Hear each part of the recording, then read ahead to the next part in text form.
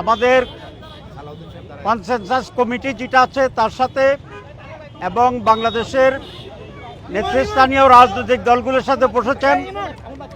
সেখানে আমরা সংস্কারের ব্যাপারে কথা বলেছি, একটা ফেয়ার নির্বাচনের ব্যাপারে আমরা কথা বলেছি, টেকসই গণতন্ত্রের ব্যাপারে আমরা কথা বলেছি এবং জাতীয় ঐক্যের ব্যাপারে আমরা কথা বলেছি। সাংবাদিক বন্ধুগণ, বাংলাদেশে সফররত এটা ধরবে কে? জাতিসংঘের মাননীয় মহাসচিবের সঙ্গে আমাদের রাজনৈতিক নেতৃবৃন্দের সঙ্গে গুরুত্বপূর্ণ মত বিনিময় সভা ছিল। বাংলাদেশের কয়েকটি গুরুত্বপূর্ণ রাজনৈতিক নেতৃবৃন্দ সেখানে অংশ নিয়েছিলেন। আমরা বাংলাদেশ জামাত ইসলামীর পক্ষ থেকে আমাদের দলের সম্মানিত নায়েবে আমির ডক্টর সৈয়দ আব্দুল্লাহ মোহাম্মদ তাহের এবং আমি মিয়া গোলাম পরওয়ার, আমরা দুই সদস্যের প্রতিনিধি এখানে অংশ নিয়েছিলাম।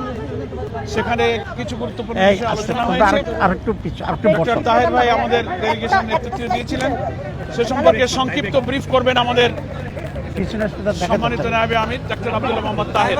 এখন তাহের ভাইকে বলার জন্য উপস্থিত। সামনে শর্ট বলে সম্মানিত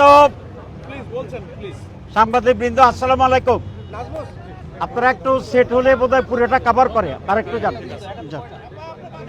আপনারা জানেন যে জাতিসংঘের মহাসচিব বাংলাদেশ সফর করছে এবং উনি গতকাল রোহিঙ্গা রিফিউজি ক্যাম্পে গিয়েছিলেন। আজকে আমাদের কনসেনসাস কমিটি যেটা আছে তার সাথে এবং বাংলাদেশের নেতৃস্থানীয় রাজনৈতিক দলগুলোর সাথে বসেছেন।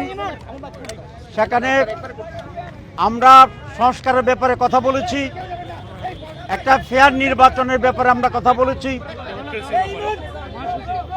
টেকসই গণতন্ত্রের ব্যাপারে আমরা কথা বলেছি এবং জাতীয় ঐক্যের ব্যাপারে আমরা কথা বলেছি।